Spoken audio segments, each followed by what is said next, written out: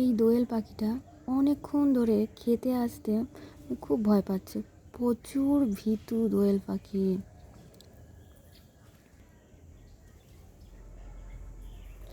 বুলবুল পাখিগুলো এসে খেয়ে চলে যাচ্ছে, ও কিছুতেই আসতে পারছে না। শালিক পাখি আসছে, বুলবুল পাখি আসছে, ওরা সবাই এসে খেয়ে চলে যাচ্ছে, কিন্তু ওই দোয়েল পাখিটা এতবার আসার চেষ্টা করছে খেতে, ও শুধু ভয় পাচ্ছে, ও আসতেই পারছে না। ও শুধু ওখানে বসে বসে দেখেই যাচ্ছে, খেতে আর আসতে পারছে না, এত পরিমাণে ভীতু।